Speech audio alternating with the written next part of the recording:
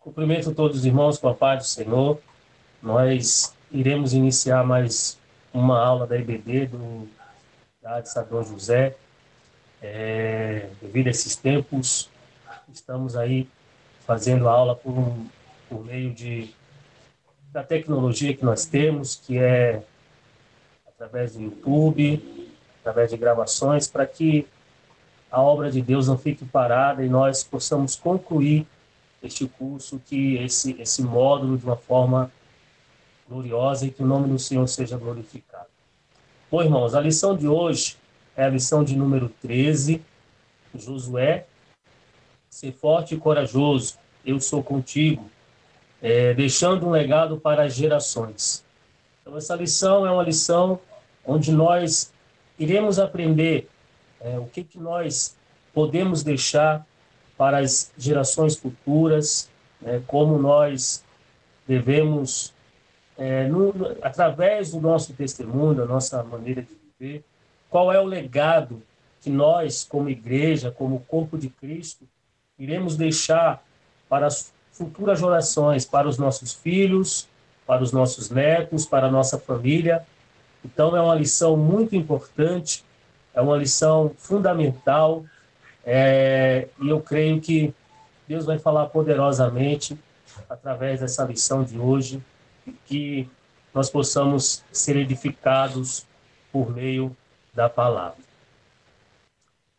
Deixando um legado para as gerações, texto áureo, está em Josué, capítulo 24, versículo 15.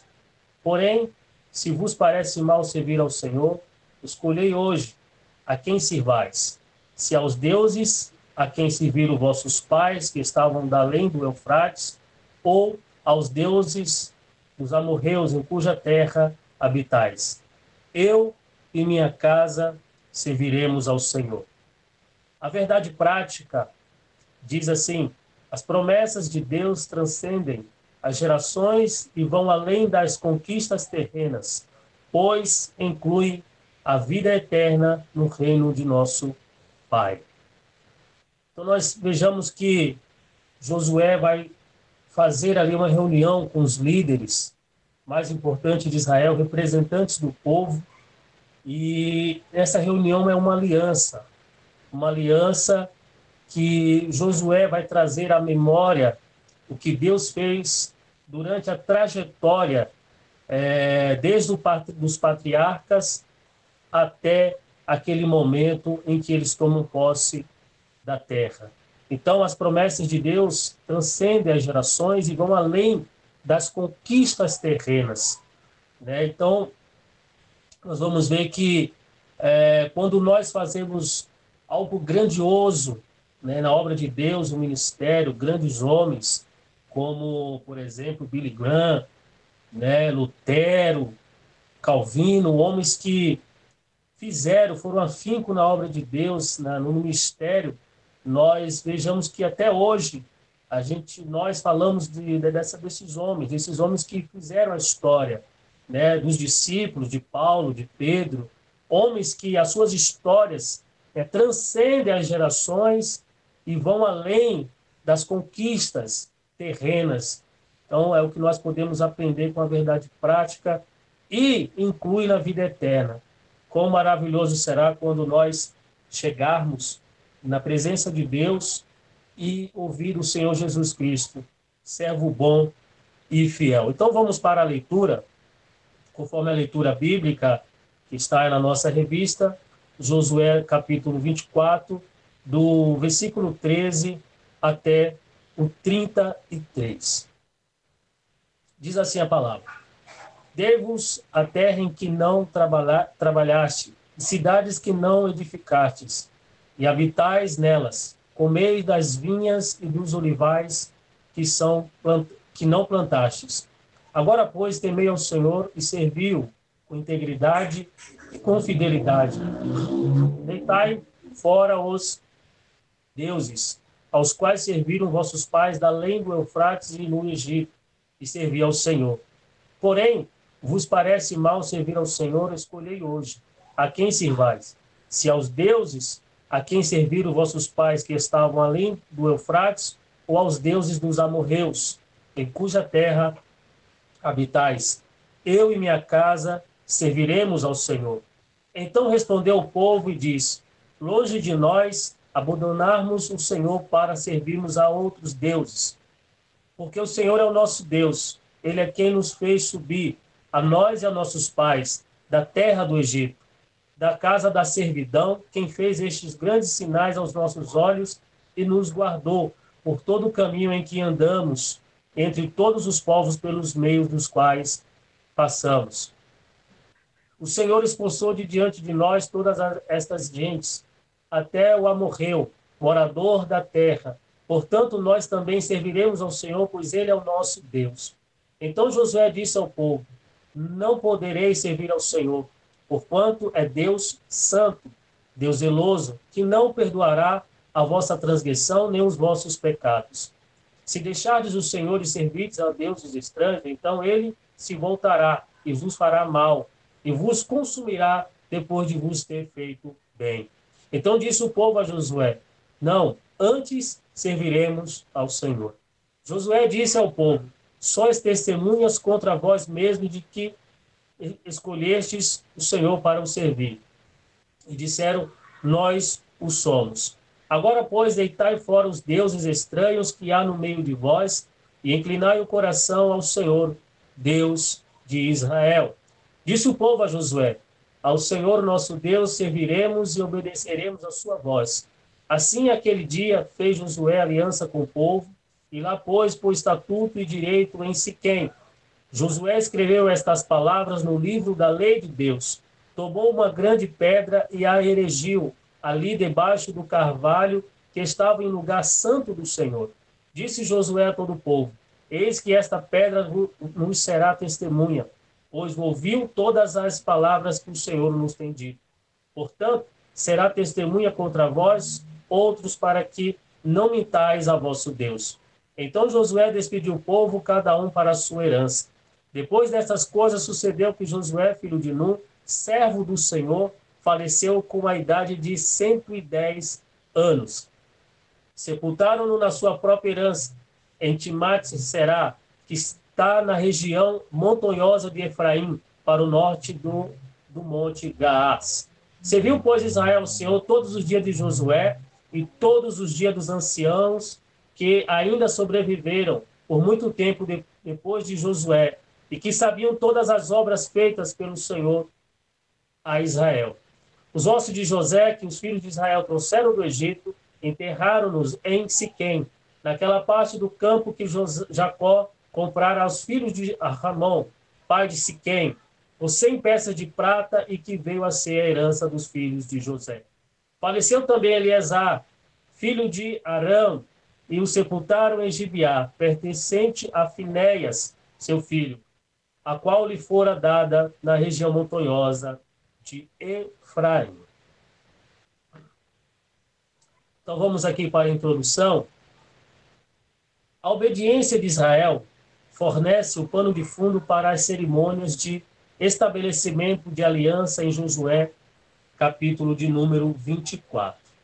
Então, a obediência de Israel fornece o pano de fundo, ou seja, quando eles vão tomar posse da terra, era necessário que eles obedecessem às instruções divinas.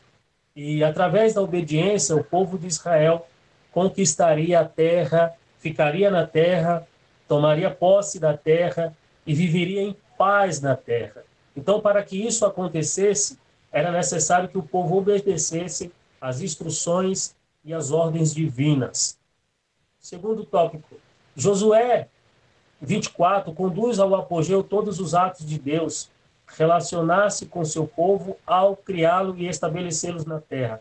Também introduz a história de Israel na terra ao estabelecer um padrão de fé, a unidade que dificilmente se atingirá em gerações futuras. Então vamos ver que Josué, capítulo 24, ele vai trazer, né, os atos de Deus em relacionar-se com o seu povo.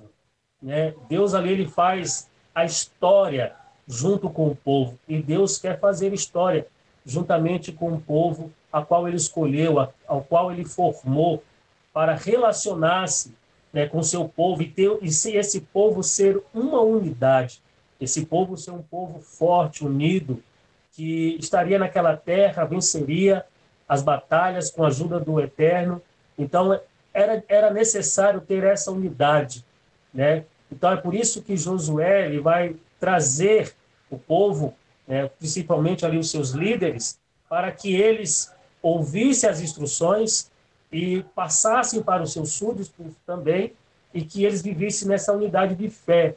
Por quê? Porque ainda haveria terras a conquistar, e eles precisariam estar unidos tanto como um povo, como ao Senhor.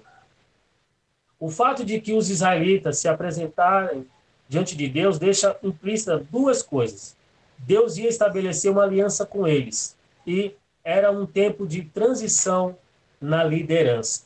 Então, essa reunião, Josué perto já da sua morte, de falecer, ele junta esse povo, faz essa reunião, né, onde Deus ia estabelecer uma aliança com eles. Uma aliança que já foi feita com Abraão, com Isaac e com Jacó, e com toda a comunidade de Israel ali no deserto. Então Deus ele sempre vem relembrando a aliança. Então era um tempo de transição na liderança. Então Josué ele iria partir, já estava de idade avançada e teria que passar o bastão para outras pessoas, ou seja, para os líderes que iriam ficar no seu lugar.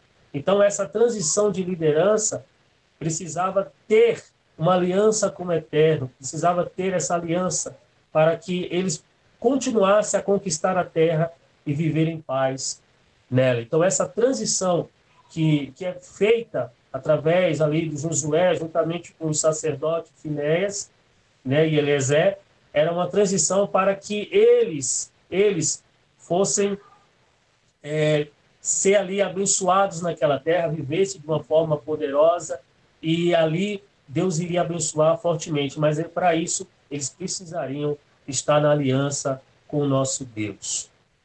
Então vamos para o estudo minucioso do capítulo de número 24, a obra redentora de Deus por Israel. Isso está no versículo de número 2 até o versículo de número 13, onde nós vamos ler essa passagem que diz assim: Então Josué disse ao povo, todo o povo, assim diz o Senhor Deus de Israel, antigamente vossos pais, Tera, pai de Abraão e de Naor, habitaram além do Eufrates e serviram a outros deuses. Eu, porém, tomei Abraão, vosso pai, da além do rio, e o fiz percorrer toda a terra de Canaã. Também lhe multipliquei a descendência, lhe dei Isaque. A Isaque dei Jacó e Esaú, e a Esaú dei em possessão as montanhas de Seir. Porém Jacó e seus filhos desceram para o Egito. Então enviei Moisés e Arão e feri o Egito com o mar que fiz no meio dele, e depois vos tirei de lá. Tirando eu vossos pais do Egito, viestes ao mar. Os egípcios perseguiram vossos pais, com carros e com cavaleiros, até o mar vermelho. E clamando vossos pais, o Senhor pôs escuridão entre vós e os egípcios, e trouxe o mar sobre estes, e o mar os cobriu. E os vossos olhos viram que eu fiz no Egito. Então habitaste no deserto por muito tempo. Daí eu vos trouxe a terra dos amorreus, que habitavam da além do Jordão, os quais pelejaram contra vós outros.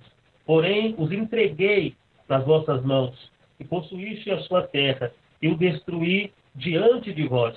Levantou-se também o rei de Moabe, Balaque, filho de Zippor, e pelejou contra Israel, mandou chamar Balaão, filho de Beor, para que vos amaldiçoasse. Porém eu não quis ouvir Balaão, e ele teve de vos abençoar, e assim vos livrei da sua mão. Passando vós o Jordão, vindo ao Jericó, os habitantes de Jericó pelejaram contra vós, outros, e também os amorreus, os fariseus, os cananeus, os heteus, os gigazeus, os heveus e os jebuseus. Porém, os entreguei nas vossas mãos. Enviei vespões diante de vós, que vos expulsaram da vossa presença, bem como os 2 reis dos amorreus. e isso não com tua espada, nem com o teu arco. Dei-vos a terra em que não trabalhastes, e cidades que não edificastes, e habitais nelas, comeis das vinhas e dos olivais que não plantastes. Então, o que acontece nesse capítulo, nesses versículos que nós lemos, nós vamos ver que tem alguns pontos importantes, do versículo 2 até o 3. Porque aqui, Deus recapitula a história de Israel e seu relacionamento com a nação desde os primórdios. O propósito dessa recapitulação é mostrar ao povo como a sua fidelidade no passado causou as bênçãos de Deus. Então, Deus vai trazer à memória o que ele fez por Israel, desde os patriarcas até o momento em que Josué chama essa reunião para com o povo. Então, Deus sumaria a história de Israel em 4 partes. Os patriarcas, do versículo 2 ao 4, o Êxodo, do versículo 5 ao 7, as vitórias na Transjordânia, versículo 8 ao 10, e as conquistas da terra prometida, do versículo 11 ao 13. Cada secção contém uma repetida ênfase em Deus como o autor, ou seja, eu fiz. O que isso quer dizer? Deus é o autor, ele é o agente, o criador, o formador, que traz à existência a nação judaica. Então, Deus vai trazer a memória de Israel ali para o seu povo, quando eles tomam posse da terra, que estão ali, ele vai trazer a memória deles, recapitular, voltar atrás, trazer a memória a como ele agiu com os patriarcas no Êxodo, as vitórias lá no deserto, com Moisés, com Josué, e as conquistas da terra prometida agora onde eles estavam. Então, em cada sessão, nós vamos ver que toda a história, quando Deus constrói, forma esse povo, não é mérito do povo, não é mérito de Israel, é mérito do próprio Deus, que com o seu amor, com a sua graça e com a sua misericórdia, ele forma essa nação através dos patriarcas. Então, nós vamos ver minuciosamente o estudo, os patriarcas, o Êxodo, a vitória na Transjordânia e as conquistas da terra prometida. Alguns pontos importantes merecem nossa atenção em cada sessão. Primeiro, os patriarcas. Está do versículo 2 ao versículo 4. Nós já lemos, mas diz assim: os ancestrais dos patriarcas serviram, isto é, adoraram a outros deuses. Os deuses de Naor e Terá são mencionados em Gênesis capítulo 31, versículo 53, por Labão. Então veja bem que os patriarcas, Abraão, serviram a outros deuses. Abraão vivia na terra, ali de Ur dos Caldeus, uma terra que fazia parte da Babilônia, Babilônia, que foi uma das cidades fundadas por Nimrod. Então, quando Labão vai fazer ali um acordo com Jacó, ele vai citar sobre esses deuses. Ele vai dizer que, chegando a Jacó, que roubaram os deuses dele. Ele realmente, até porque Raquel tinha pegado os deuses do seu pai e levado contigo. Porém, Jacó não sabia que os deuses estavam com ela escondida. Então, Labão, que vivia do outro lado, ele vai citar realmente isso, os deuses que ele ainda adorava. Então, lá em Gênesis capítulo 21, versículo 31, versículo 53, vai trazer Labão trazendo esse assunto dos deuses. Então, de onde Abraão vem? Abraão vem da terra onde os pais de Abraão serviram a outros deuses. Eles serviram a deuses de madeira, deuses de pedra, deuses feitos por mãos humanas. E entra nesse segundo ponto. Quando Deus tirou Abraão dessa terra, também tirou dos laços com divindades ancestrais. Além de tirar Abraão, Deus afirma: fiz percorrer e lhe multipliquei a descendência. Então, não foi mérito de Abraão.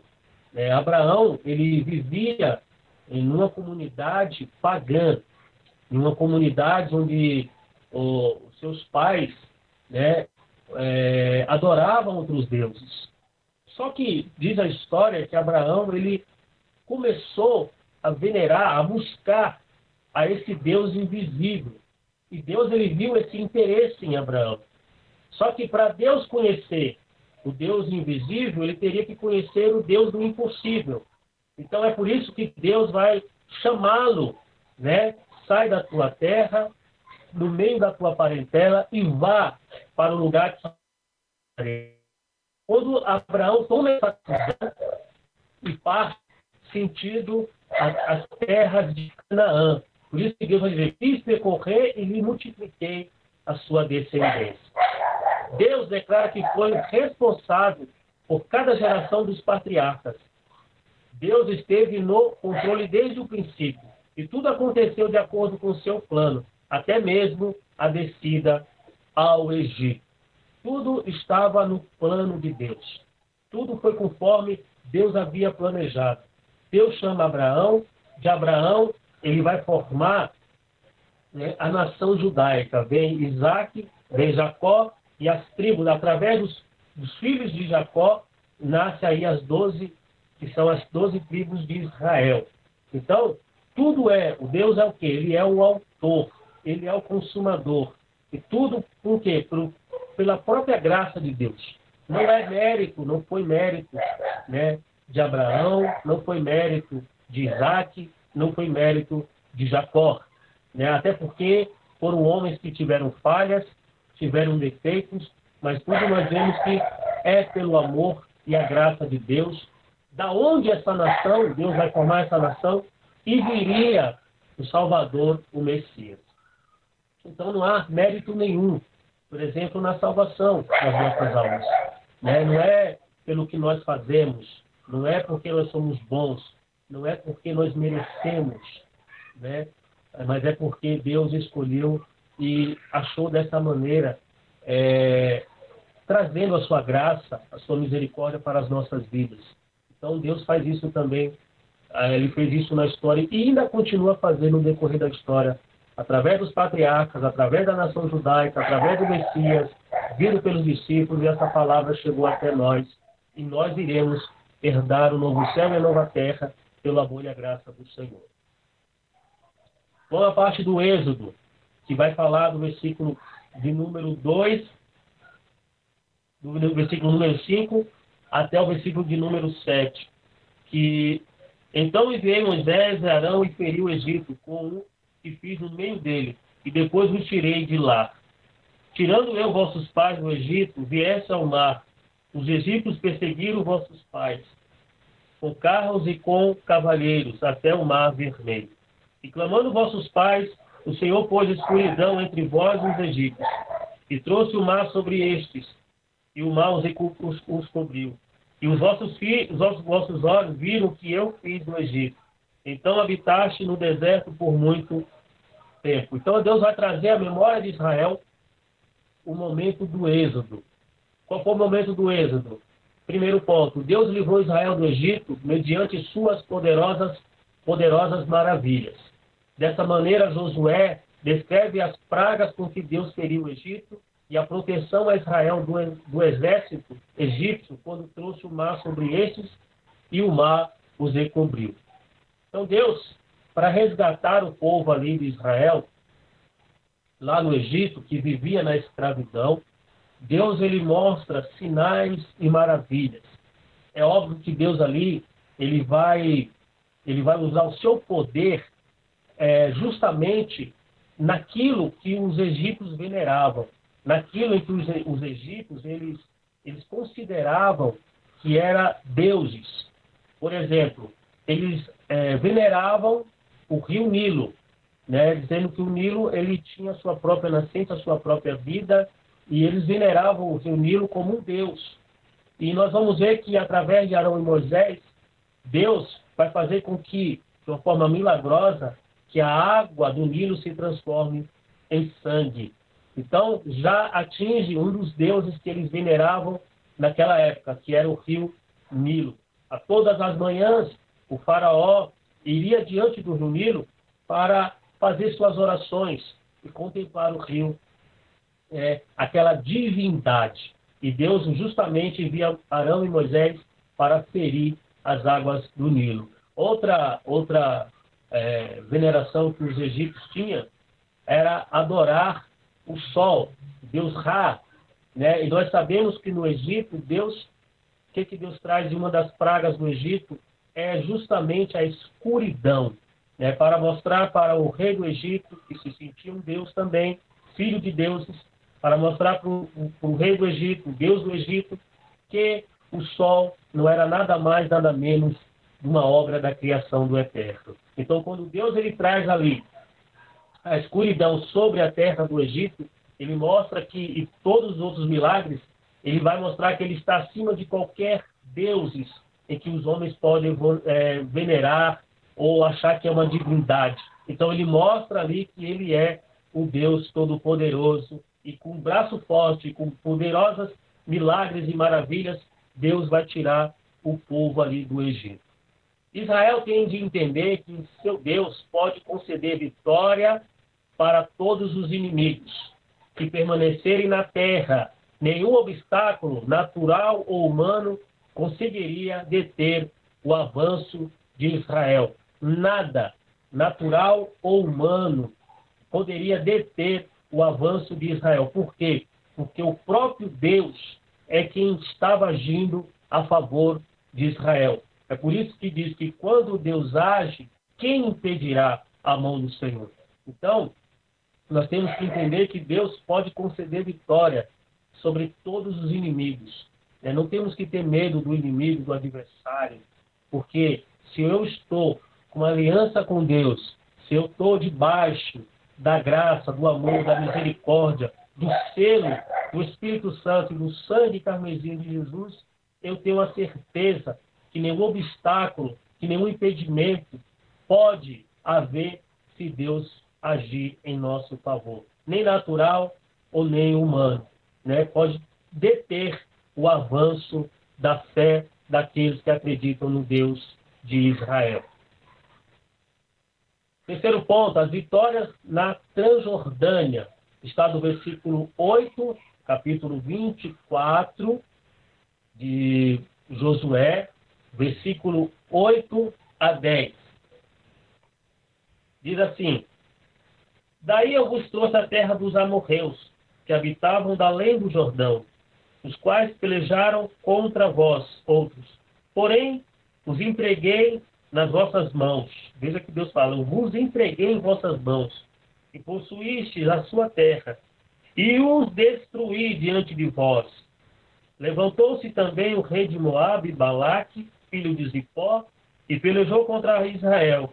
Mandou chamar Balaão, filho de Beó, para que vos amaldiçoasse. Porém, eu não quis ouvir Balaão, e ele teve de vos abençoar, e assim vos livrei da sua mão. O que Deus traz à memória são os acontecimentos de Números, capítulo de número 21 ao 24, que são relatados. Qual são essa passagem? Essa passagem são as guerras de Israel que enfrentam no deserto, são a oposição contra Israel, né? O relato sobre Balaque e Balaão é relatado com base em Números 22 ao 24. Então, quando Israel chega ali, que ele está em sentido para Moabe, para sentido para Canaã, pelo caminho que Deus deu, ele vai encontrar ali oposição. E quem se levanta? O rei de Moabe, né? Balaque, né? E ele vai contratar um falso profeta chamado Balaão para amaldiçoar o povo e ele ser vitorioso na guerra. Então, Balaão, ele, se a gente vê a história, ele não era nem para ter ido, mas pela ganância, pelo que ele iria ganhar, ele acaba topando e Deus vai lá, já que você quer ir, né? Aí tem a história da mula de Balaão, enfim. E aí, chegando lá, ele não consegue amaldiçoar o povo. E ao invés de maldição, né, aquela maldição se transforma em bênção. Né? Então, em vez de Balaão conseguir amaldiçoar o povo, aquela maldição vai se transformar em bênção. Então, o que a gente pode aprender? Eu vejo algumas coisas, alguns erros no meio, né, evangélico, no meio da igreja, que às vezes vai fazendo campanhas, né, de quebra de maldição, campanhas de quebra de maldição, contra a macumba, tantas coisas mais assim. Mas eu aprendo que se você está debaixo do sangue do Cordeiro, e se você está debaixo da sombra do Altíssimo, nada, nenhum mal pode te atingir. Nenhum mal pode chegar até você. Por quê? Porque você está debaixo da graça, do amor e da misericórdia de Deus. A proteção de Deus está sobre a nossa vida. É por isso que a Bíblia vai dizer, Romanos, vai dizer que nenhuma condenação há para aqueles que estão em Cristo Jesus, nosso Senhor. Então, nós não temos que ter medo de macumba, nós não temos que ter medo de maldição, nós não temos que ter medo de fofoca, nós não temos que ter medo se falam mal de você, não precisamos ter medo de pessoas que se levantam contra nós.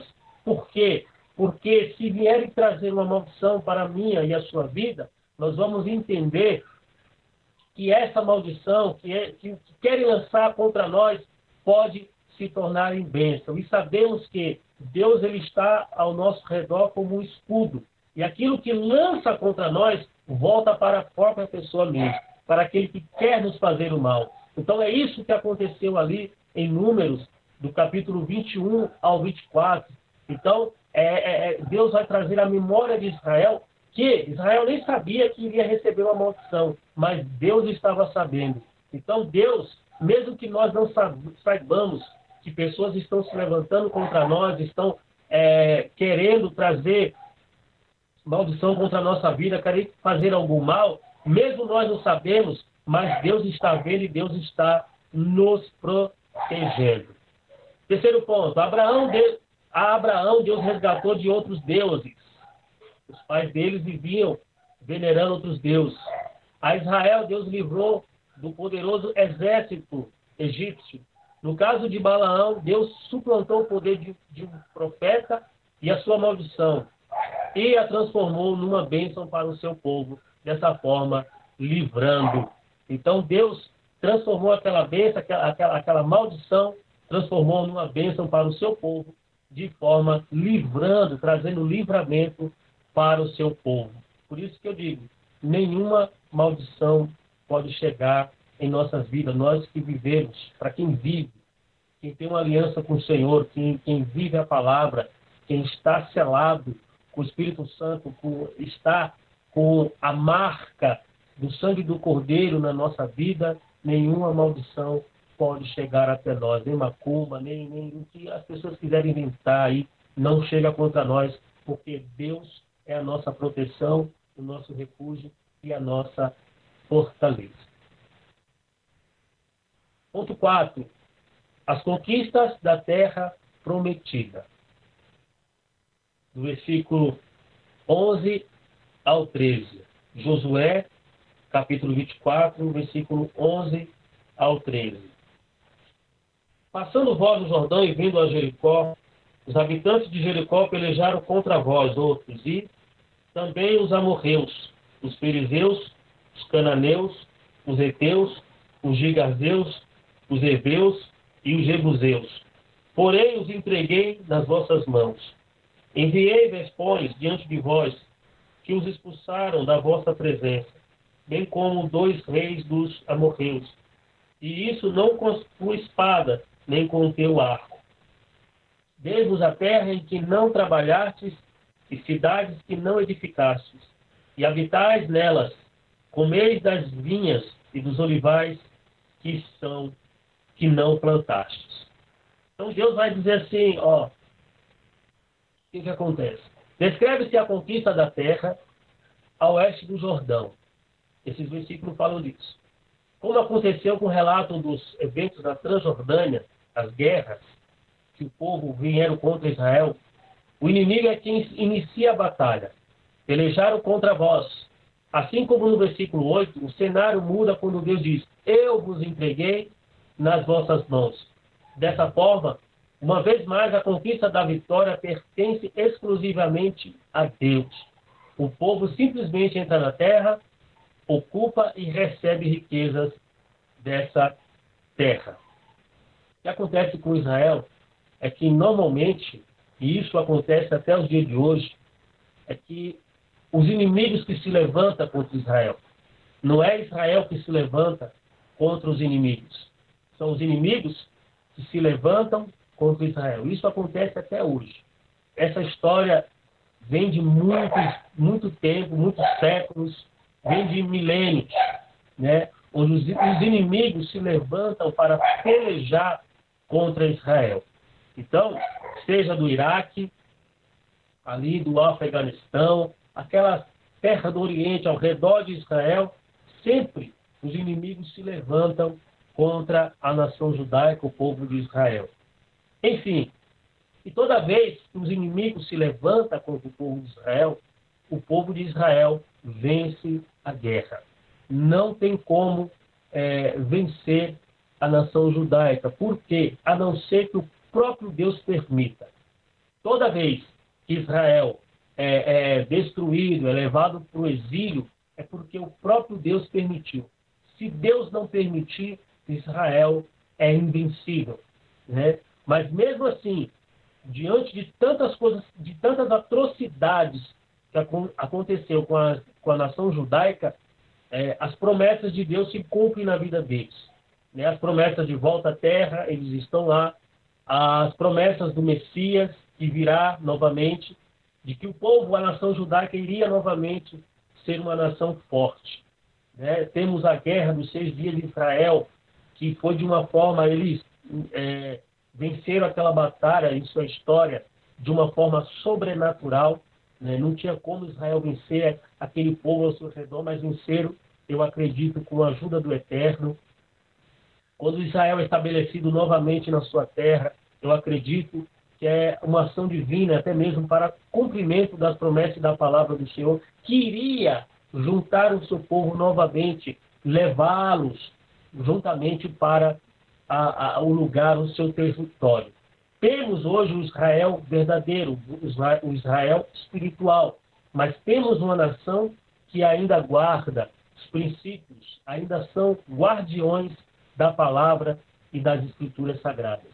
Então, sempre o inimigo se levanta e vai, no final dos tempos, se levantar para destruir Israel e todos aqueles que são aliados de Israel.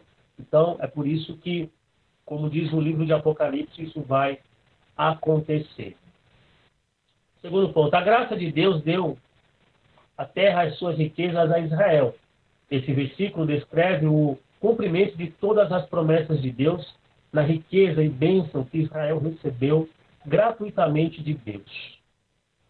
É difícil ler essas passagens e não refletir sobre Efésios, capítulo 2, versículo 8 a 10, e sobre o presente sem custo da graça de Deus na pessoa e na obra de Cristo. Então vamos ler em Efésios, capítulo de número 2, versículo de 8 a 10. Efésios,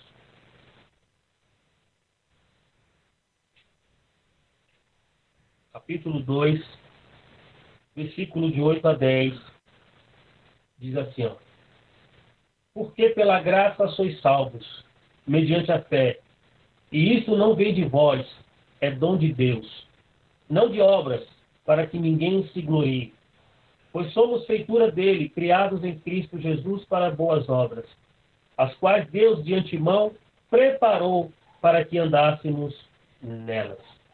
Somos salvos mediante a fé, né? Isso não vem de vós, é dom de Deus. A trajetória de Israel, através dos patriarcas da nação judaica, a formação de Israel é a graça de Deus, é a misericórdia. Como a escolha do Eterno, escolher um povo para fazer uma aliança, para ser guardiões da palavra e ser canal de bênção para as nações. Esse sempre foi o propósito de Deus para com Israel. E através de Abraão, em ti serão benditas todas as nações da terra. Isso é uma promessa de Deus. E Deus, quando Ele promete algo, Ele cumpre. Deus, ele traz Israel para a terra prometida para cumprir as suas promessas e transferir a riqueza e bênção, né, que Israel recebe de uma forma gratuita. Ou seja, não é mérito nosso, não é mérito de Israel, não foi mérito de Abraão, mas uma promessa que o próprio Deus fala. Quando ali Balaão vai amaldiçoar o povo e transforma a maldição em bênção, tem uma parte que Deus vai dizer que Deus não é homem para que minta, nem filho do homem para que se arrependa. E ele ali também vai dizer assim, como que eu vou amaldiçoar aqueles a quem Deus abençoa? Então é impossível, por isso que eu falo que é impossível cair alguma maldição, fazer algo contra a sua vida ou contra a sua família, se você estiver debaixo da oração, debaixo da proteção divina, não tem como. Não é mérito nosso, não é porque nós somos bons, mas tudo que Deus promete, Ele faz, e Ele vai cumprir as suas promessas. Vamos para o legado, isso está na revista, o legado da família, que é o segundo tópico na revista, que está em Josué, capítulo 24, do 14 ao 18. Diz assim: Agora, pois, temei ao Senhor e serviu com integridade e com fidelidade. Deitai fora os deuses, aos quais serviram vossos pais além do Eufrates e no Egito, e serviram ao Senhor.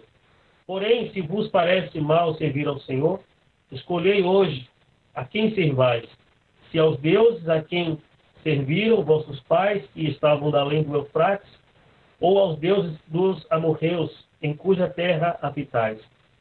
E eu e minha casa serviremos ao Senhor. Então respondeu o povo e disse: longe de nós o abandonarmos ao Senhor para servirmos a outros deuses. Porque o Senhor é nosso Deus, Ele é quem nos fez subir, a nós, a nossos pais, da terra do Egito, da casa da servidão, quem fez estes grandes sinais aos nossos olhos e nos guardou por todo o caminho em que andamos e entre todos os povos pelos meios dos quais passamos. O Senhor expulsou de diante de nós todas essas gentes, até o amorreu, morador da terra. Portanto, nós também serviremos ao Senhor, pois Ele é o nosso Deus. Ao longo da permanência dos israelitas no Egito, suas tradições se desvaneceram, seus costumes degeneraram, seus vínculos de fé afrouxaram. O livro do profeta Ezequiel contém uma lista dos pecados dos israelitas do Egito. Primeiro, fascinação pelas abominações dos egípcios. Isso está em Ezequiel capítulo 20, versículo 8. Segundo, contaminação pela participação nos cultos idólatras dos egípcios. Está em Ezequiel capítulo 28, capítulo 20, versículo 8. E práticas imorais com os egípcios. Está também lá no livro de Ezequiel, nesse mesmo capítulo. Então, Israel, quando ele estava ali no Egito, eles se envolveram com as práticas abomináveis com os egípcios. Então, é por isso que Josué, inspirado por Deus aqui, Deus falando por meio de Josué, vai trazer à memória para que eles abandonassem esses deuses.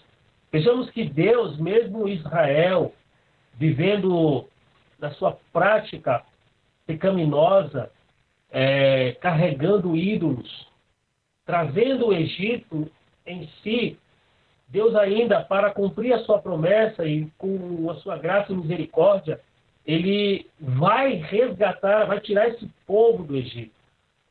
Esse povo para a terra prometida, que Ele havia prometido aos patriarcas. E Israel, ele tinha isso. É por isso que lá no deserto, muitas vezes, eles querem voltar para o Egito, porque o seu coração estava ainda no Egito, sua alma, né, os seus costumes, as práticas, a contaminação, as práticas imorais, idólatras, ainda estavam enraizadas no Egito. E era preciso eliminar, tirar isso do povo judaico, da nação judaica, que sai ali do Egito.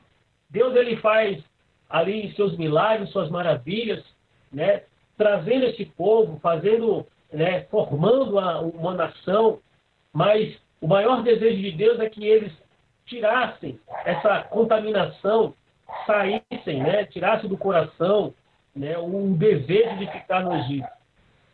E isso acontece também, irmãos, com pessoas que estavam no mundo, que vivem no mundo, que nas práticas pecaminosas, nas coisas da vida, na ilusão, na mentira, no engano, e às vezes a pessoa ela vem para a igreja, ela vem para, né, para o corpo de Cristo, mas só que ela não quer abandonar aquelas práticas, ela não quer deixar aquilo para trás, ela quer continuar fazendo as mesmas coisas, né, mesmo que seja, né, que ninguém esteja vendo, mas a pessoa quer continuar fazer as práticas que ela fazia no passado. E assim, é a humanidade. Você vê que Israel, a gente vai ver que Israel é dessa maneira. Queria voltar, começa a murmurar e quer voltar para a terra do Egito, para viver debaixo da escravidão. Ora, Deus nos tira da escravidão para nós louvar o nome do Senhor, servi-lo com alegria. Mas o povo, ele prefere, a humanidade em si, digamos, prefere viver debaixo da escravidão, do pecado, da imoralidade, das suas ações abomináveis, da sua maneira de viver, e não quer viver a novidade de vida. Então vejamos que as práticas que eles praticavam lá atrás, eles aí não tinham deixado. E é por isso que Josué, aqui no capítulo 24, vai chamar a atenção deles para que eles deixassem os deuses que os seus pais adoraram além do Eufrates. Então, para viver uma novidade de vida. Então, o que acontece? Eles simplesmente falaram, né? Olha, nós vamos servir ao Senhor. Mas será que realmente eles deixaram os deuses? Será que realmente eles falaram aquilo de coração? Ou porque estava diante de Josué e dos líderes? Ou os líderes estavam ali, né, reunidos? Né? Isso nós vamos ver que em Juízes, quando Josué, né, falece, morre, e os líderes também morrem após Josué, quando Josué está passando esse legado, eles morrem também. Vamos ver que Israel vai se desviar e voltar os seus corações para outros deuses. Segundo ponto, a declaração de Josué é um modelo de como alguém pode dar testemunho da sua fé, mesmo quando isso significa posicionar-se contra a maioria. Veja bem, a declaração de Josué é um modelo de como alguém pode dar testemunho da sua fé, mesmo quando isso significa posicionar-se contra a maioria. Isso, por que Josué fala assim, ó, eu e minha casa, eu e minha família, eu e meu clã, nós vamos servir ao Senhor. Mesmo que a maioria não queira, mas nós vamos continuar servindo ao Senhor, nós vamos continuar adorando ao Senhor, ao Deus de Israel, o verdadeiro Deus de Israel. Então, é essa a declaração. E nem sempre a maioria está com a razão. Eu sempre falo que nem sempre a maioria está com a razão. Né? Às vezes nós vamos na contramão da maioria. Né? E se posicionar contra vai trazer oposição. Nós temos isso no Novo Testamento. Nós temos Estevão, que ali não foi pela maioria, mas através do seu testemunho, da sua maneira, da sua exposição das Escrituras, trouxe, né, ódio. As pessoas ficaram com ódio ali, os líderes, né, ficaram com ódio ali de Estevão e o mataram. Mas ele continuou indo naquilo que ele acreditava, aquilo que as Escrituras ensinavam. Né? Temos Paulo. Paulo, ele também enfrenta isso, né? Posicionar contra a maioria. Enquanto a maioria está indo para um caminho que acha que está certo, né? Temos que nos posicionar no caminho em que não segundo a maioria. Alguns dizem que a voz do povo é a voz de Deus. Né? Isso é uma mentira. porque o mundo hoje está dessa maneira porque a maioria está indo por um caminho errado, né? Então, às vezes, tem pessoas que a maioria, hoje, dentro, digamos, até da congregação, torna-se militante político, torna-se um militante de alguma coisa que se posiciona de uma maneira que parece que está certo, mas não está. Então, quando alguém vem, eu não defendo política, eu não defendo político, eu não sou de político tal, eu não sou nem, sabe, não vou citar nomes, aí a pessoa fala, como que pode ser contra, né? Então, nem sempre a gente vai se posicionar como a maioria se posiciona. Eu não vou me posicionar como a maioria, mas eu quero me posicionar, né, com a minoria que vai contra a ideologias, a tantas coisas que são enraizadas, que estão impregnadas em nosso meio. Então nós temos que tomar uma posição e ser contra muitas coisas que estão no meio, em nosso meio evangélico. O povo relata a obra divina de criar e livrar sua nação.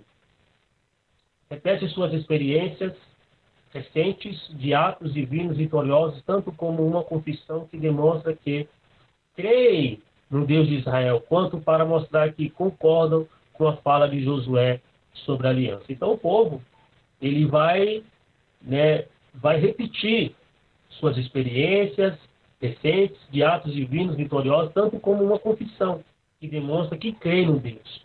Eles estão, como Deus diz na palavra, esse povo me honra com os lábios, mas o seu coração está longe longe do Senhor.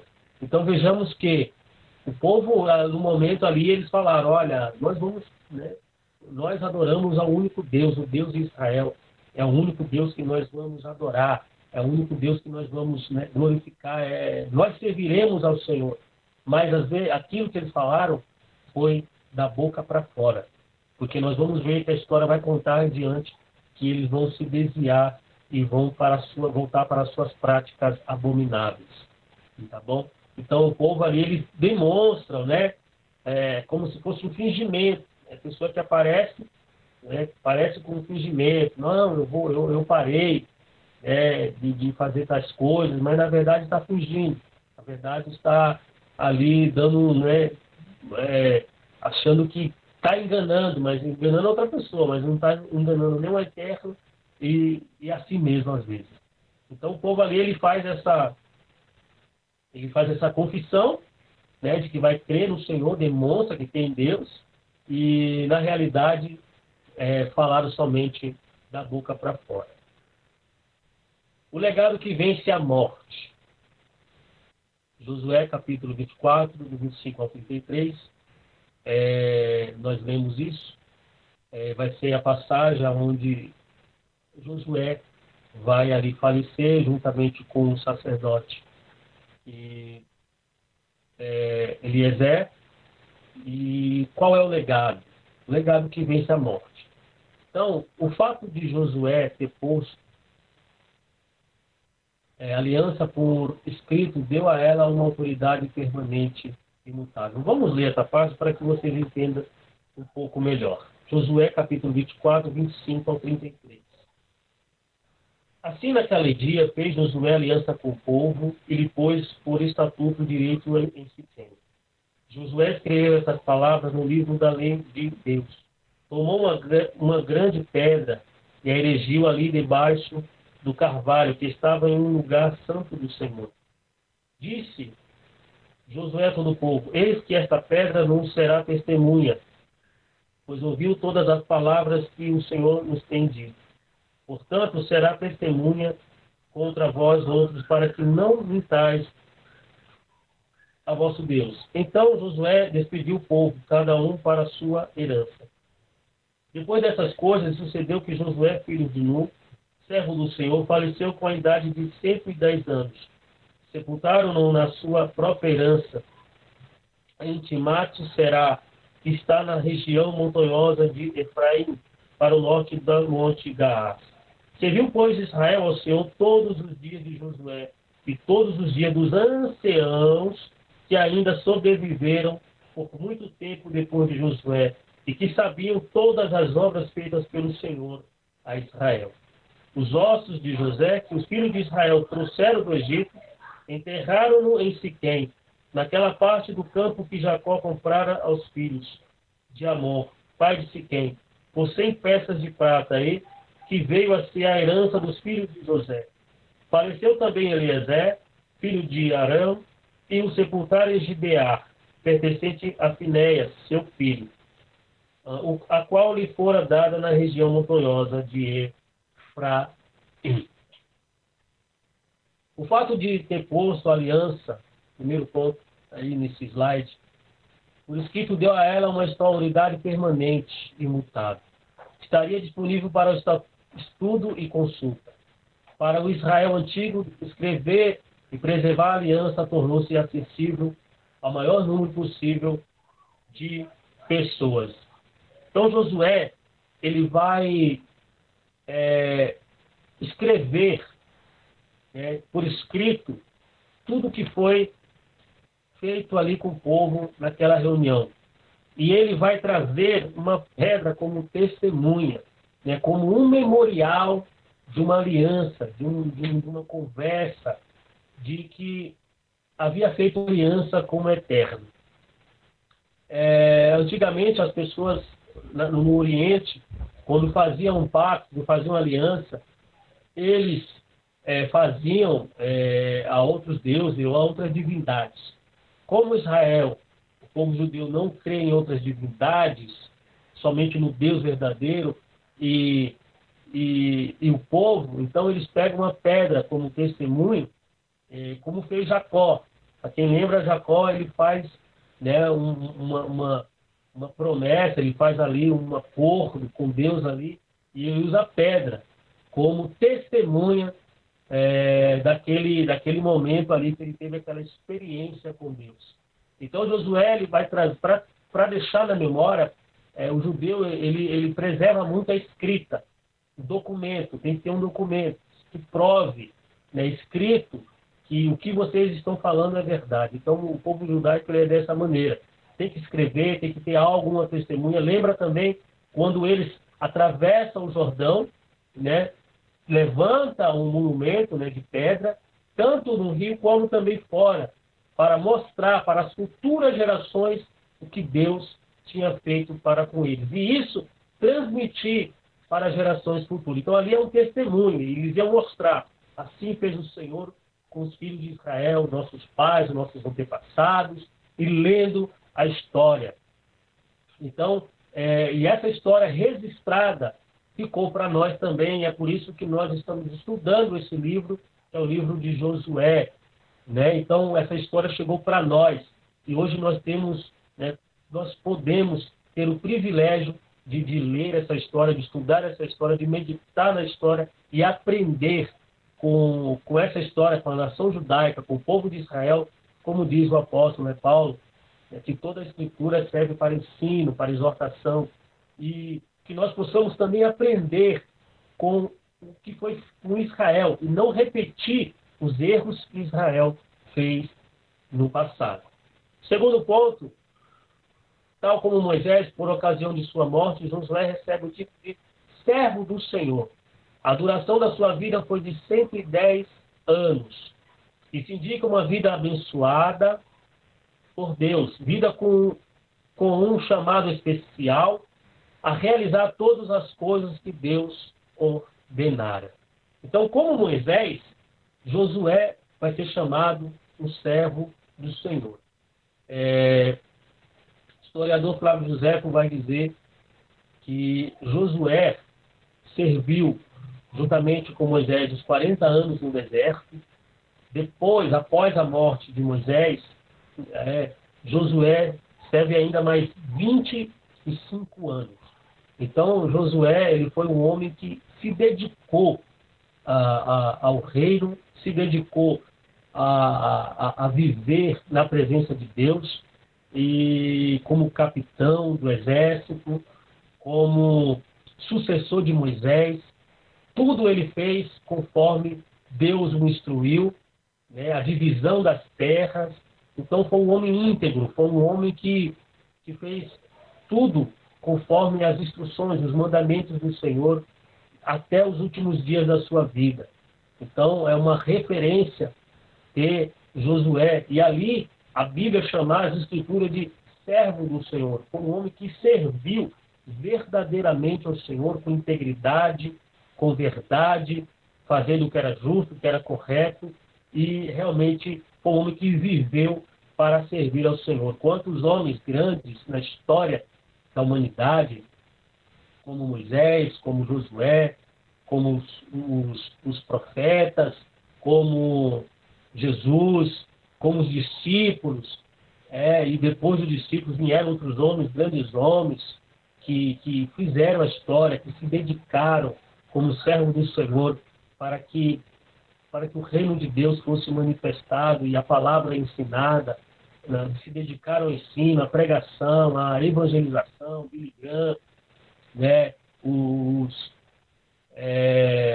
Gunnar Wingre e Daniel Berg, homens que se dedicaram a favor aquilo que Deus, né, colocou para que eles fizessem, e eles fizeram da melhor forma possível, assim como Lutero, assim como João Calvino, assim como John Wesley, assim como Martin Luther King, que são homens que tiveram um propósito, tomaram uma decisão, fizeram a diferença, e que nós também, qual é o legado, né, que nós iremos deixar para as futuras gerações, e ser fiel àquilo que Deus colocou nas nossas vidas e nas nossas mãos.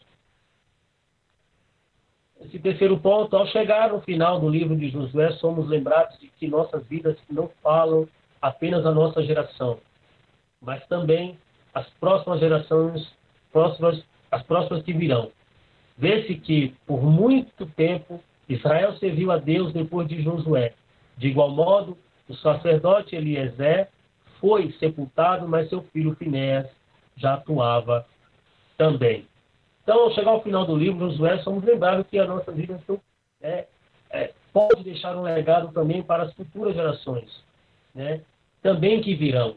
Assim como foi, Josué ali está passando o bastão para os líderes de Israel. E é tanto que as Escrituras vai dizer que após a morte, tanto de Josué como de Eliezer, o filho, Finéas, vai dar continuidade ao sacerdócio, e os líderes de Israel, justamente que estava nessa reunião, nesse momento dessa aliança, irão dar continuidade, até porque eles conheciam a história, viram os milagres de Deus, viram grandes coisas, Deus a favor do seu povo. Então, até esse povo, esses líderes não morrerem, naquela época, o povo estava debaixo da obediência. Mas quando você entra em Juízes, a gente vai lendo Juízes, vamos ver que esses líderes vão falecer, vão morrer, e o povo vai se afastar, porque vem outra geração, vem um povo diferente, e eles começam a viver das suas próprias maneiras. As considerações finais, aplicação pessoal. A semelhança de Josué, qual legado você quer deixar para as próximas gerações? Qual é o legado que nós devemos deixar para as próximas gerações? Qual exemplo?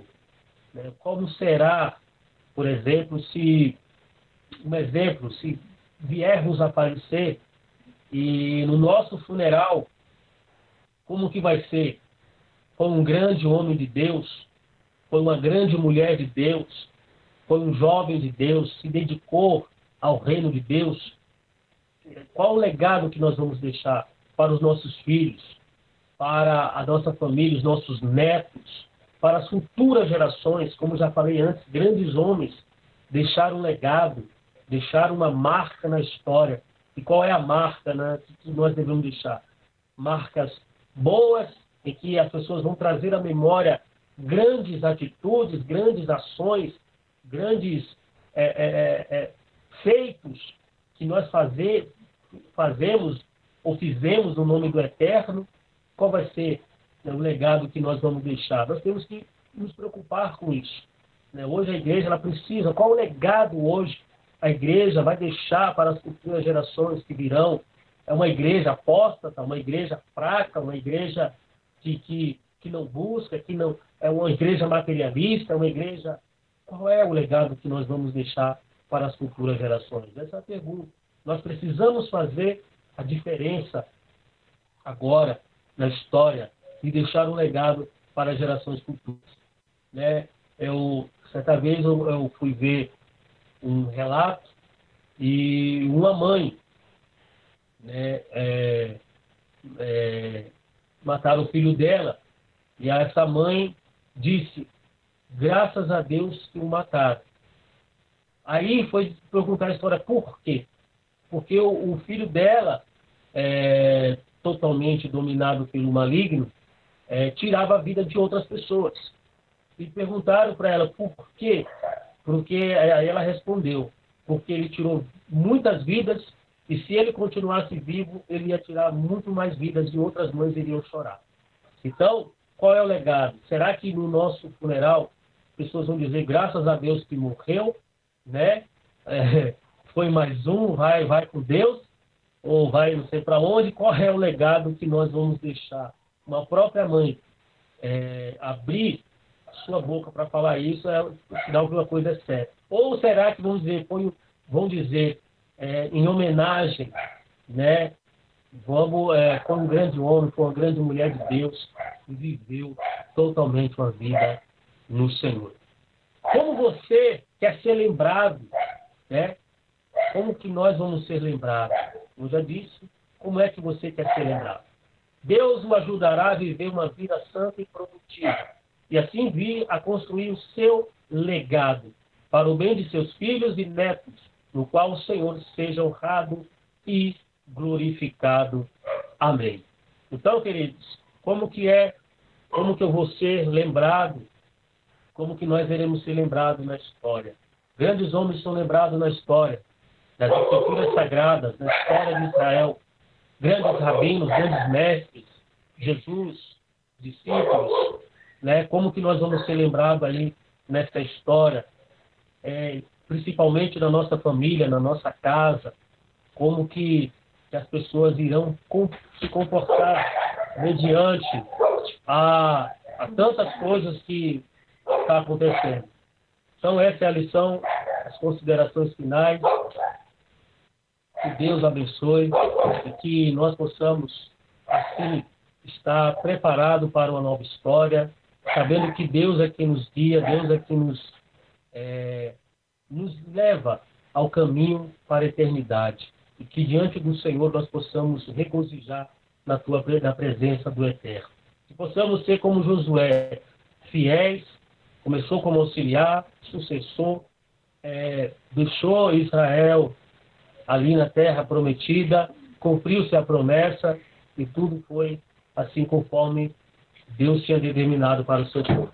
Então, fiquem todos na paz, que Deus abençoe a paz do Senhor.